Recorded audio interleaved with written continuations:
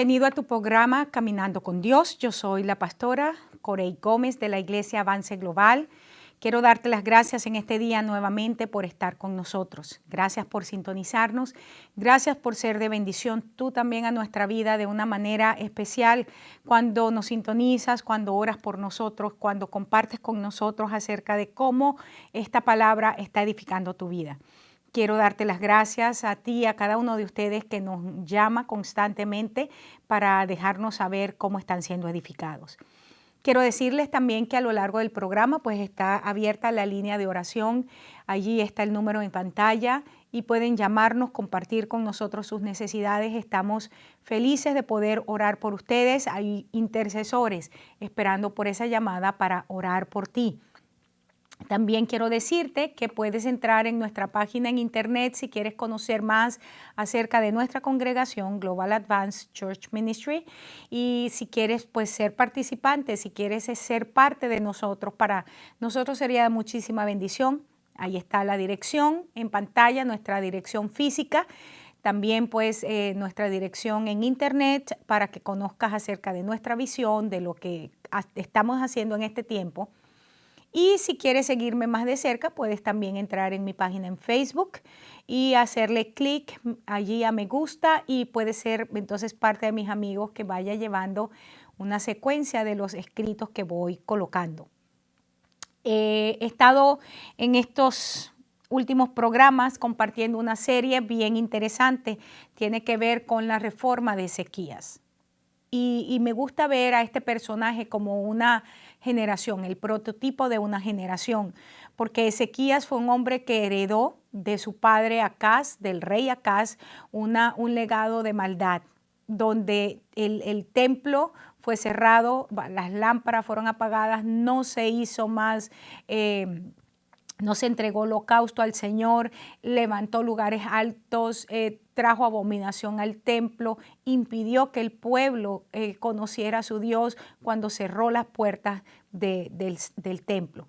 Y es tremendo, y yo te decía que así como acá se representa una generación de la iglesia del siglo XXI, una generación de personas, de líderes que han permitido que la iglesia de Cristo sea trastocada por enseñanzas humanísticas, por enseñanzas en doctrinas de demonios que se han introducido dentro de nuestras congregaciones.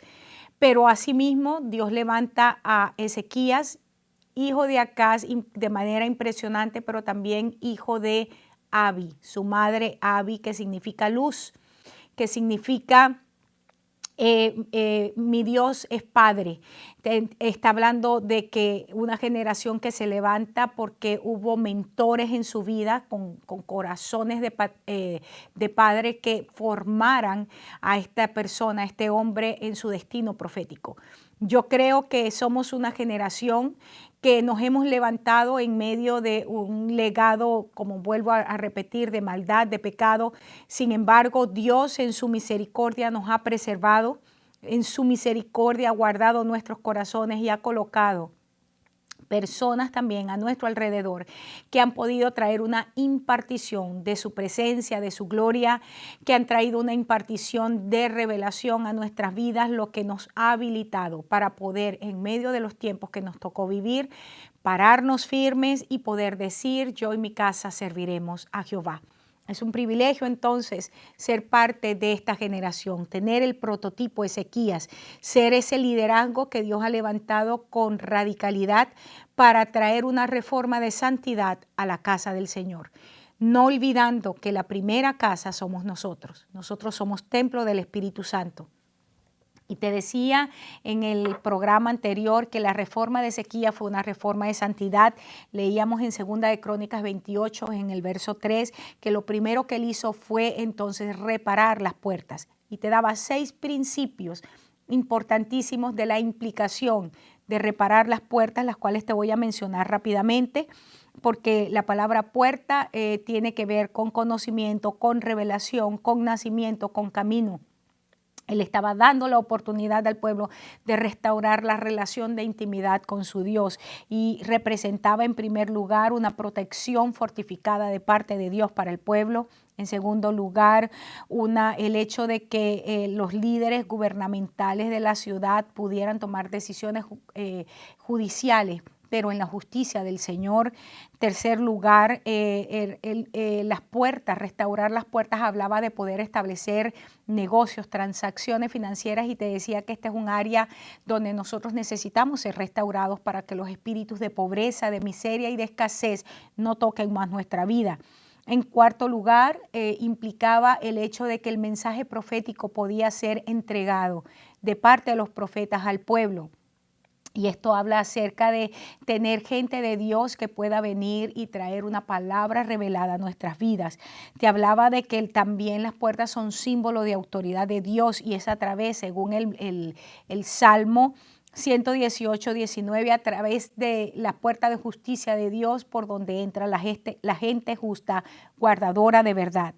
Y finalmente la puerta nos hablaba de revelación, y te decía que esto implicaba tres cosas importantes. Era la capacidad de aplicar con sabiduría el conocimiento. En segundo lugar, la capacidad para discernir, y la tercera cosa, la capacidad para proyectarnos en el tiempo, y esto me hablaba de visión.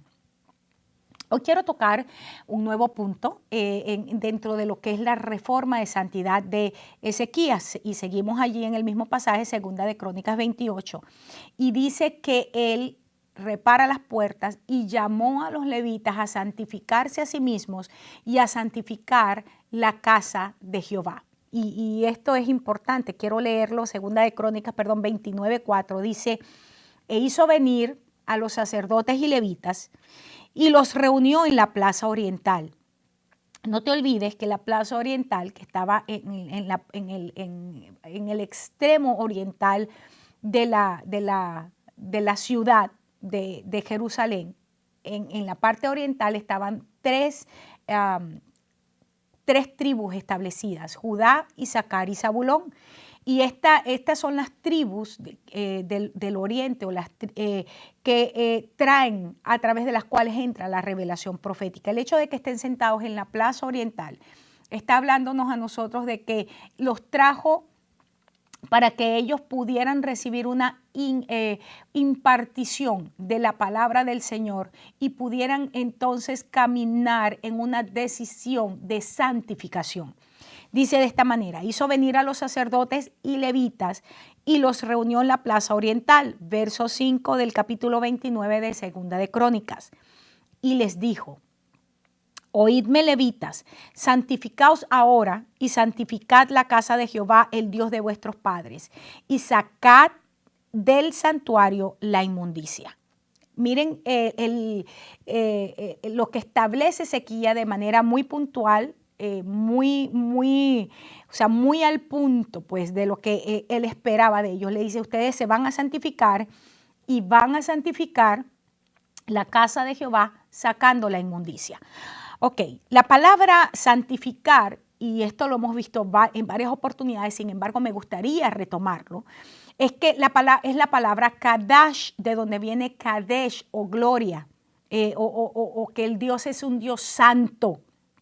La gloria santa del Señor. Y la palabra Kadash es un verbo interesante porque aparece en varias lenguas semíticas, no solamente en el hebreo. Recuerda que las lenguas semíticas son también el fenicio, el arameo, el ugarítico.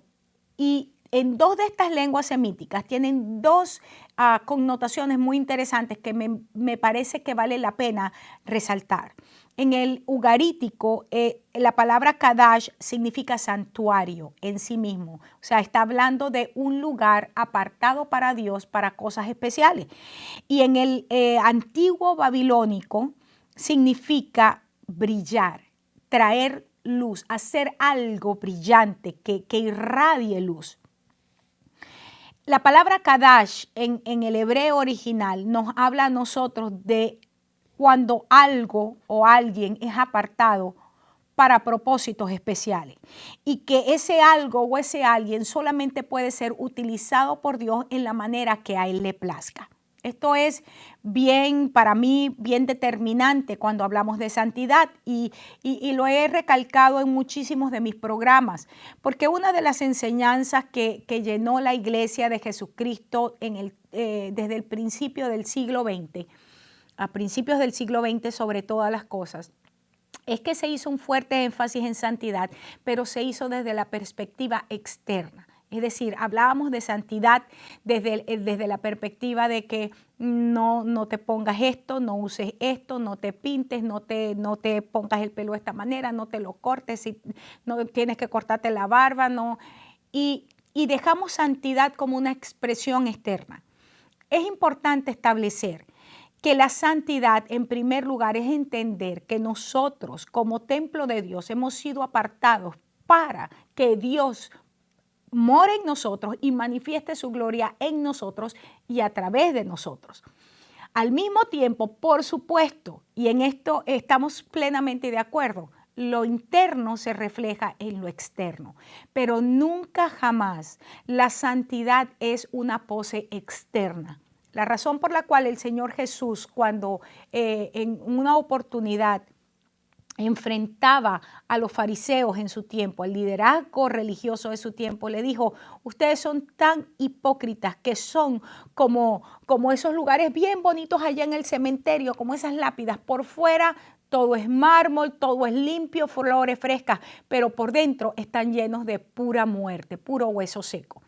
Eso es hipocresía, eso es justamente la antítesis de lo que es santidad. Santidad no es lo externo, no es tener una hermosa dedicatoria en una linda piedra blanca escrita con letras doradas. No. Santidad es algo que internamente entendemos, hemos internalizado el hecho de que somos templo del Espíritu Santo y que el Señor va a destruir a aquel que destruya el templo. Es importante entender que cuando el Señor está hablando de que nada tiene que ver Belial con nosotros, lo que está diciendo es que luz, tinieblas no tienen nada que ver. No es casarse con una persona que no es cristiana, no es solamente la implicación, es el hecho de que cuando tú has sido apartado para Dios, tú no puedes estar haciendo relaciones fuera del orden de Dios, fuera del pacto de Dios. Y esto se aplica en todos los sentidos. Hermanos, estamos en un momento donde nosotros hemos traído tanta inmundicia al cuerpo de Jesucristo, cuando hemos hecho alianzas, por ejemplo, alianzas con gente que no tiene nada que ver con el Señor, que no tiene nada que ver con su reino. Cuando Nehemías, reconstruyendo los muros de Jerusalén, aquellos malvados hombres, aquellos enemigos de Israel, quisieron venir a decirle: mira, te vamos a ayudar. La frase que resonó fuertemente fue: ustedes no tienen arte ni parte, ustedes no tienen nada con nosotros, por lo tanto, porque lo que Nehemías le estaba diciendo era: ustedes no pueden poner sus manos sucias en algo tan especial como es reconstruir la iglesia. Hermanos, si estamos en un momento donde necesitamos entender, y te lo digo como ministro del Señor también, donde necesitamos una inyección de fe para entender que es solamente con los materiales del cielo que la iglesia puede ser edificada. Cuando la palabra del Señor dice que los apóstoles y profetas establecen un fundamento, no es que ellos son el fundamento, sino que, como decía Pablo, como perito arquitecto, utilizan los materiales adecuados para establecer el fundamento, pero ese fundamento es la persona de Jesucristo. Y luego nosotros sobreedificamos con materiales que tienen que ser genuinos, verdaderos, del cielo, que no se corrompen. Estamos en un momento definitivo en nuestras vidas y todo aquello que es corrompido, todo aquello que es perecedero, está siendo probado. Y todo lo que está siendo probado, que es perecedero a través del fuego, hermanos, se va a acabar, se va a quemar y no va a quedar nada. Mi oración es que nosotros como gente de Dios estemos siendo edificados en la palabra del Señor, porque el cielo y la tierra pasarán, pero su palabra no pasará.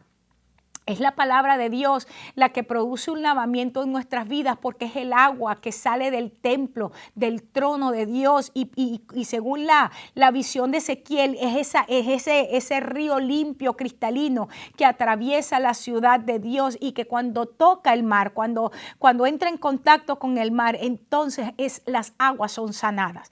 Hermanos, necesitamos convertirnos o volver al principio, volver al corazón de Dios, que allí es donde está nuestra génesis, nuestro nacimiento, nuestro inicio. Y entendiendo nuestro origen, nosotros podemos entender entonces nuestro destino profético.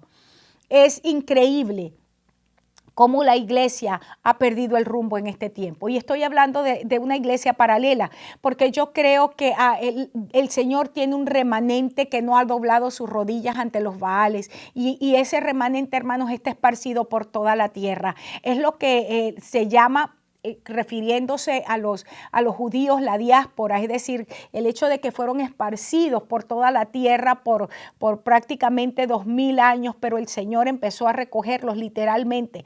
De la misma manera, la iglesia de Cristo está en su diáspora, esparcida por toda la tierra. Y es importante que como iglesia del Señor mantengamos una conciencia limpia y un corazón limpio de que nuestro Dios se complace de vidas que sean solamente para su gloria. Eso es hablar de santificación. Ahora, cuando Ezequías llama a los levitas y a los sacerdotes, le dice, ustedes se van a santificar porque tienen que entender que han sido apartados para propósitos especiales, pero también le está diciendo, ustedes van a sacar lo inmundo del templo. Esa palabra inmundicia que está utilizándose allí es la palabra nidá, que es la misma que se utiliza para cuando la mujer tiene la menstruación. No te olvides que en lo que era el ritual de purificación, la mujer durante el tiempo que menstruaba era considerada inmunda. Y Isaías, hablando acerca de cómo es la justicia del hombre fuera de Cristo, dice que es como trapos de inmundicia, refiriéndose específicamente vamos a decir, a las toallas sanitarias, pues que usa la mujer durante el tiempo de menstruación. Esa es la palabra que está usando aquí.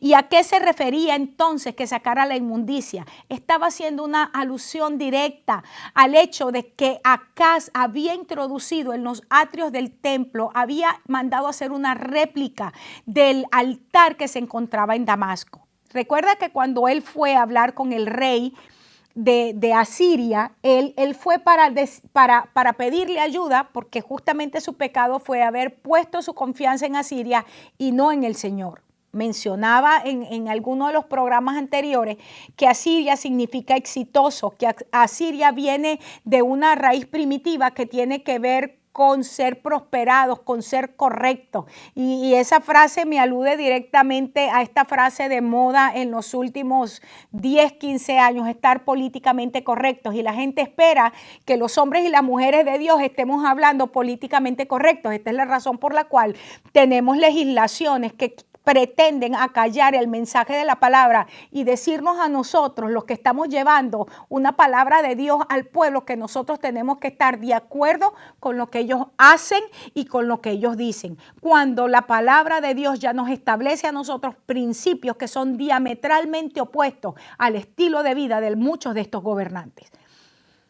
Pero Asiria entonces se convirtió en el refugio de Acaz, y cuando él llega a Damasco, que ve aquel altar tan suntuoso a uno de los dioses paganos, entonces manda una especificación de esto y se lo entrega al sacerdote Urías, que había sido hasta ese momento un hombre santo, había sido un hombre apartado para Dios, pero por seguir entonces la instrucción del rey, este sacerdote se corrompe. Y qué increíble, hermanos, cuando los malos liderazgos dañan el ministerio y la unción de otros. Y estamos en un momento que muchísimo liderazgo establecido, nominal, que está operando, está tratando de utilizar la unción de edificación que tienen otros ministerios para sus propios beneficios. Y aquí es donde hemos visto líderes que empezaron bien y terminaron y están literalmente con las piernas reventadas porque simple y tiranamente permitieron que hombres como Acaz los utilizaran para sus propias agendas. Y esto es sumamente triste. Y cuando aquí Ezequías está diciendo, le saquen la inmundicia, que son como las toallas sanitarias de las mujeres en tiempo de menstruación, se estaba refiriendo específicamente a lo que su papá, a ese legado que su padre Acaz había traído de Damasco y lo había introducido en el templo, y donde entonces la gente venía a adorar allí en lugar de traer holocausto al Señor. A eso se estaba refiriendo. Esto es tremendo, hermanos. Asiria, te vuelvo a decir que viene de la palabra estar correcto, feliz. Y para mí, hermanos, yo puedo hacer una aplicación rápida, inmediata de esto y puedo ver aquí fácilmente la doctrina de la prosperidad metida. Como una doctrina hedonista nos ha hecho ver que todo aquello que no produce en nosotros felicidad instantánea no puede ser de Dios. Cuando literalmente nosotros sabemos que el camino angosto, que es el que nos lleva a la vida, es el que nos lleva exactamente al lugar donde Dios quiere que nosotros lleguemos, es un camino por el cual tenemos que pagar un precio. Es angosto y es difícil. Y por eso dice que es bien difícil de caminar por él. Dice que la puerta es angosta y muy pocos la encuentran. Entonces, esto es diametralmente opuesto a lo que el Señor está haciendo en nuestras vidas. Ahora fíjate, en el verso 6 del capítulo 29 de Segunda de Crónicas sigue diciendo, fíjate cuando está entonces hablando de cuál era la inmundicia que había que sacar, y el verso 6 enumera varias cosas. Dice en primer lugar, nuestros padres se han rebelado, han hecho lo malo ante los ojos de Jehová nuestro Dios. Él estaba hablando no solamente de Acaz, sino de cómo toda la nación, toda esa generación bajo el reinado de Acaz se olvidó del Señor y hicieron pecado, hicieron lo malo delante de los ojos del Señor. Dice, porque le dejaron, mira qué fue lo malo, el pecado que ellos hicieron. Lo primero fue, ellos se rebelaron porque lo dejaron, apartaron su rostro del tabernáculo de Jehová, y esto es cuando quitaron los ojos del tabernáculo. Y recuerda que en Apocalipsis dice que ya no habrá no hay necesidad de tabernáculo, porque Jehová mismo, el Señor mismo, es el tabernáculo. Está aquí haciendo una alusión cuando nosotros quitamos nuestra mirada de Cristo.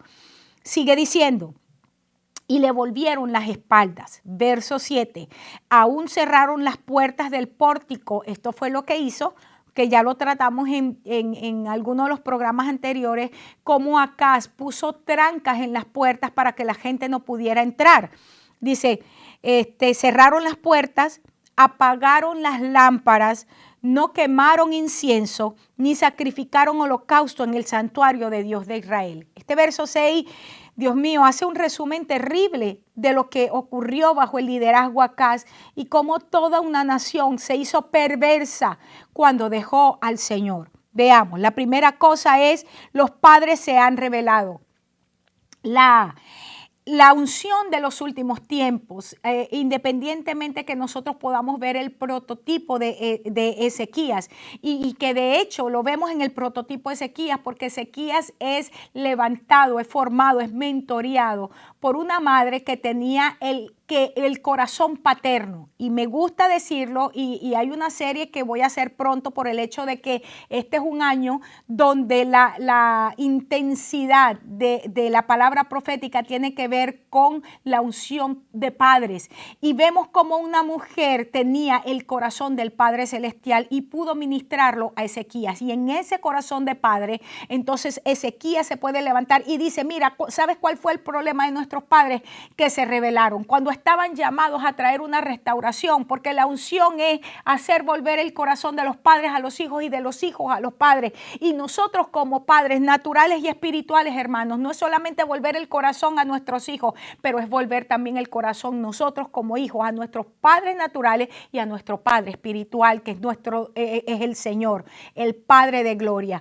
Y dice aquí que los padres se rebelaron, es decir, decidieron conscientemente, con todo su ser, no adorar a Dios. Dijeron, han hecho lo malo delante de los ojos de Jehová porque le dejaron. Apartaron su rostro del tabernáculo de Jehová, es decir, no siguieron cumpliendo lo que Dios les había mandado hacer. Cuando nosotros quitamos los ojos de Jesús, dice que es el autor y el consumador de la fe, nosotros nos apartamos, hermanos, y nos caemos de la gracia.